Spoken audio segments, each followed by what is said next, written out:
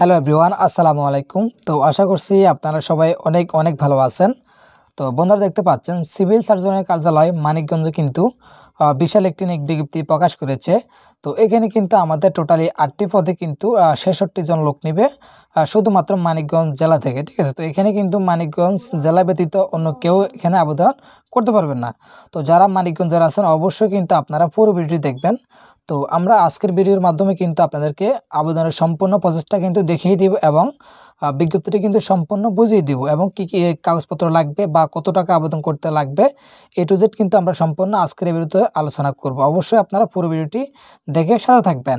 তো তার আগে আমাদের ছোট্ট একটি রিকোয়েস্ট থাকবে, যারা আমাদের এই চ্যানেলটি এখনও সাবস্ক্রাইব করেন নাই অবশ্যই কিন্তু চ্যানেলটি সাবস্ক্রাইব করে পাশে থাকবেন। এখানে কিন্তু আমরা সরকারি বেসরকারি সকল চাকরি ভিডিও কিন্তু আমরা পাবলিশ করে থাকি। তো দেখতে পারতেছেন এখানে কিন্তু অসংখ্য সার্কুলার পাবলিশ করা আছে।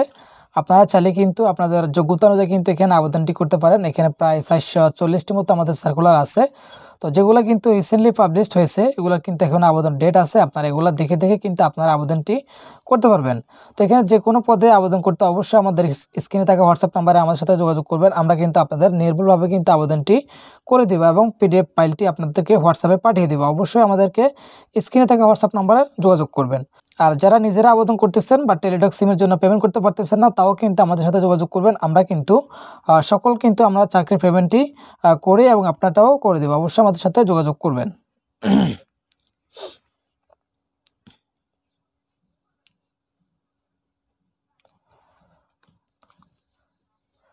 তো আমরা কিন্তু এখানে সকল চাকরির অনলাইনে পেমেন্ট করে থাকি। তো আপনাদের যদি পেমেন্ট করতে হয় অবশ্যই আমাদেরকে স্ক্রিনে থাকা হোয়াটসঅ্যাপ নাম্বারে যোগাযোগ করবেন। আমরা কিন্তু আপনাদের পেমেন্টটি করে দেব। তো চলুন আমরা আমাদের বিজ্ঞপ্তিতে চলে যাই। তো দেখতে পাচ্ছেন এটি একটি পুরো নিয়োগ বিজ্ঞপ্তি, মানে হচ্ছে এই বিজ্ঞপ্তিটি কিন্তু আগেও একবার প্রকাশিত হয়েছে। তার মানে তাদের প্রয়োজন অনুযায়ী কিন্তু লোক না নেওয়ার কারণে এই বিজ্ঞপ্তিটি আবারও ডেট বাড়িয়ে দিয়ে আপনাদেরকে আবেদনের সুযোগ দিচ্ছে। তো এখানে আমরা সম্পূর্ণ পদগুলো দেখি আগে আবেদন করার পূর্বে। তো প্রথম পদটি হচ্ছে আমাদের কম্পিউটার অপারেটর। তো কম্পিউটার অপারেটর কিন্তু 3 জন নেবে এবং পরিসংখ্যানবিদে কিন্তু 3 জন নেবে। তারপর হচ্ছে অফিস সহকারী কাম কম্পিউটার মুদ্রাক্ষরিক, এখানে কিন্তু আমাদের আমাদের 3 জন নেবে এবং স্টোর কিপারে কিন্তু 5 জন। তারপর হচ্ছে স্বাস্থ্য সহকারী কিন্তু 47 জন লোক নেবে। ঠিক আছে, তো যারা ইন্টারমিডিয়েট পাস করছেন কিন্তু কোনো যোগ্যতা নেই, মানে হচ্ছে কোনো অভিজ্ঞতা নেই, জাস্ট আপনাকে যে কোনো বোর্ড থেকে ইন্টারমিডিয়েট পাস করলে কিন্তু আপনি এই স্বাস্থ্য সহকারী পদে অবশ্যই আবেদনটি করতে পারবেন। আর হচ্ছে আমাদের কোল্ড চেইন টেকনিশিয়ান, এখানে কিন্তু একজন নেবে। এখানে আমাদের অবশ্যই রেফ্রিজারেশন বা এয়ার কন্ডিশন মানে ট্রেডে কিন্তু উচ্চ মাধ্যমিক সার্টিফিকেট ভোকেশনাল থেকে পাস করতে হবে। তারপর হচ্ছে ড্রাইভার নেবে 3 জন। তো যাদের ড্রাইভারি লাইসেন্স আছে তারা কিন্তু ড্রাইভার পদে আবেদনটি করতে পারেন। এখানে কিন্তু 3 জন নেবে। তো তারপর হচ্ছে আমাদের 8 নম্বরের ল্যাব অ্যাটেন্ডেন্ট, এখানে কিন্তু একজনই নেবে। ঠিক আছে, তো এখানে আমাদের আরও অনেক শর্ত আছে দেখতে পাচ্ছেন। অবশ্যই কিন্তু আমাদের থেকে জন্মসূত্রে বাংলাদেশের নাগরিক হতে হবে। তো তারপর হচ্ছে আমাদের বয়স কিন্তু 18 থেকে 32-এর মধ্যেই হবে, তবে এর বাইরে গেলে কিন্তু আপনি আবেদনটি করতে পারবেন না। তবে এখানে কিন্তু আরও অনেক শর্ত আছে। তো দেখতে পাচ্ছেন আবেদনটি আমাদের অলরেডি কিন্তু শুরু হয়েছে, শেষ হচ্ছে কিন্তু 24শে মার্চ কিন্তু অলরেডি আবেদন ডেটটি শেষ হয়ে যাবে। তো যারা আবেদন করতে ইচ্ছুক অবশ্যই যে নির্দিষ্ট টাইমের ভিতরে অবশ্যই আপনারা আবেদনটি করে নেবেন। তো এখানে কিন্তু আবেদন লিঙ্কটি দেওয়া আছে, তো আপনারা অবশ্যই খুঁজে লাগবে না।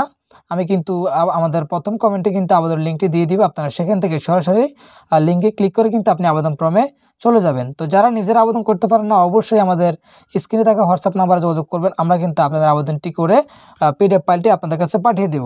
তো চলুন আমরা কথা বাড়াবো না, আমরা কীভাবে আবেদন করব সে প্রসেসটা কিন্তু দেখে নিই। তো আপনারা আবেদন লিঙ্কে ক্লিক করার পরে আপনাদের মাঝে এমন একটা ইন্টারফেস চলে আসবে। তো এই ফর্মটা কিন্তু সঠিকভাবে পুরালে কিন্তু আপনাদের অ্যাডমিট কার্ডটা আসবে, অন্যথায় কিন্তু আপনাদের অ্যাডমিট কার্ডটা পাবেন না। তো এটা অবশ্যই কিন্তু আপনাকে সঠিক তথ্য দিয়ে এবং সঠিকভাবে কিন্তু পুরাতে হবে। তো অবশ্যই আমরা আজকের দেখিয়ে দিব আসলে কীভাবে আপনারা পুরোপুরিভাবে পুরাবেন। তো চলুন আমাদের সাথে সম্পূর্ণ ভিডিও দেখুন। তো প্রথমত হচ্ছে আমাদের যিনি আবেদন করবেন তার নামটা কিন্তু আপনি ইংলিশে লিখতে হবে প্রথমে।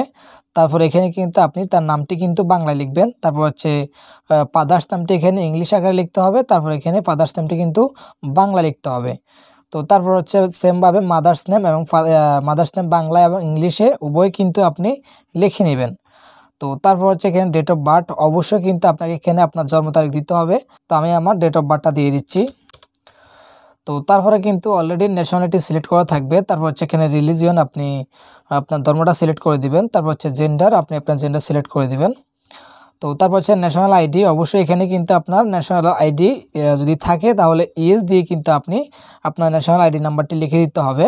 তারপরে যেহেতু আপনি এনআইডি নাম্বারটি যদি থাকে আপনি সেটা দিবেন, অন্যথায় বার্থ সার্টিফিকেট কিন্তু আর দেওয়া লাগবে না। তারপর হচ্ছে আপনার এখানে যদি পাসপোর্ট থাকে ইয়েস দিবেন, অন্যথায় নো। তারপর হচ্ছে ম্যারিটাল স্ট্যাটাস, আপনি এখানে যদি সিঙ্গেল হন সিঙ্গেল দিবেন, অন্যথায় কিন্তু ম্যারিড হলে ম্যারিড দিয়ে দিবেন। তো তারপর হচ্ছে এখানে একটি মোবাইল নাম্বার দিতে হবে। তো অবশ্যই কিন্তু আপনাকে সঠিক মোবাইল নাম্বার দিতে হবে। তো যেহেতু এখানে আপনার সকল ধরনের এসএমএস কিন্তু আপনাকে মোবাইল নাম্বারের মাধ্যমে দিবে, তাই অবশ্যই কিন্তু এই মোবাইল নাম্বারটি আপনাকে সঠিক দিতে হবে। কিন্তু ভুল হলে কিন্তু আপনার অ্যাডমিটটা আসবে না বা এসএমএসটি আসবে না, কারণ এসএমএসটি অন্য ফোনে চলে যাবে, আপনি অ্যাডমিটটা আর পাবেন না। তারপর হচ্ছে এখানে নাম্বারটি ফোন নাম্বার দিয়ে কনফার্ম করে দিবেন। আর হচ্ছে এখানে অবশ্যই একটি ইমেল দিতে হবে। তো তারপর হচ্ছে এখানে যদি আপনার কোটা থাকে, তো যে কোনো কোটা থাকলে কোটা দিবেন, অন্যথায় নট অ্যাপ্লিকেবল আপনি এখানে দিয়ে দিবেন। তারপর হচ্ছে ডিপার্টমেন্টাল স্ট্যাটাস, যে আপনি কি বিভাগীয় প্রার্থী কিনা। বিভাগীয় প্রার্থী বলতে এখানে আপনি কি তাদের কোম্পানিতে চাকরিরত আছেন কিনা, যদি থাকেন তাহলে এখানে আপনার ডিপার্টমেন্টাল ক্যান্ডিডেট এটা সিলেক্ট করে দেবেন, অন্যথায় নট অ্যাপ্লিকেবল আপনার এটা সিলেক্ট করে নিচে চলে আসবেন। তো তারপর হচ্ছে এখানে আপনার যে কেয়ার অফ, তো এখানে কিন্তু আপনার ফ্যামিলি কর্তার নামটি দিবেন। তারপর হচ্ছে এখানে গ্রামের নামটি দিবেন। তারপর আপনার ডিস্ট্রিক্ট সিলেক্ট করে দিতে হবে এখানে। তারপর হচ্ছে এখানে উপজেলা সিলেক্ট করে দিবেন। তারপর হচ্ছে আমাদের পোস্ট অফিসের নামটি লিখতে হবে এবং পোস্ট কোডটি লিখে দিতে হবে। তো এগুলো লেখা শেষ হলে কিন্তু আপনার যদি বর্তমান ঠিকানা এবং স্থায়ী ঠিকানা একই হয় তাহলে আপনি এখানে ক্লিক করে দিবেন, কিন্তু আর দ্বিতীয়বার লেখা প্রয়োজন নেই। ঠিক আছে, আপনি একবার লিখলে এখানে ক্লিক করে দিলে এখানে অটো চলে আসবে। তো তারপরে যে কাজটি করতে হবে আপনাদেরকে, এখানে কিন্তু আপনার প্রথমত হচ্ছে মেট্রিক পাস, আমি যে পদটাতে আবেদন করতেছি এটা হচ্ছে আপনার সর্বনিম্ন মেট্রিক পাস লাগবে। তো এখানে কিন্তু আপনাকে অবশ্যই শিক্ষাগত যোগ্যতা দিতে হবে। তো আপনার যে লাল চিহ্ন যেগুলো ওগুলো অবশ্যই আপনাকে পূরণ করতে হবে। তো যদি আপনার মেট্রিক পাসের উপরেও থাকে তাহলে এখানে ক্লিক করে মেট্রিক পাসের উপরেগুলো দিয়ে নেবেন, মানে হচ্ছে আপনার যতটুকু শিক্ষাগত যোগ্যতা আছে সবগুলা কিন্তু এখানে দিয়ে নেবেন। তো মনে রাখবেন, আপনার যদি মেট্রিক পাস যোগ্যতা চাই, যদি আপনার ইএসএ উপরে থাকে তাহলে কিন্তু আপনাকে অগ্রাধিকার দেওয়ার চেষ্টা করবে তারা। তো অবশ্যই কিন্তু আপনার এখানে সম্পূর্ণ যোগ্যতাটা কিন্তু দেবেন। তো তারপর আমরা একদম নিচে চলে আসবো। তো নিচে এসে কিন্তু আমাদেরকে যে কাজটি করতে হবে, আমাদের যে এখানে যে কোডটি দেওয়া আছে এই কোডটি তুলে কিন্তু আমাদেরকে এখানে ক্লিক করে সাবমিট বাটনে ক্লিক করতে হবে। তো তারপরে আপনার মাঝে কিন্তু এমন একটা ইন্টারফেস চলে আসবে যে আপনি প্রিভিউ আকার দেখতে পারবেন, যে আপনি ফর্মটি পূরণ করেছেন সেটার প্রিভিউ আকার দেখতে পারবেন। তো এখানে কিন্তু আপনি সম্পূর্ণ তথ্য দেখে নেবেন যে আসলে আপনার সম্পূর্ণ তথ্য সঠিক আছে কিনা।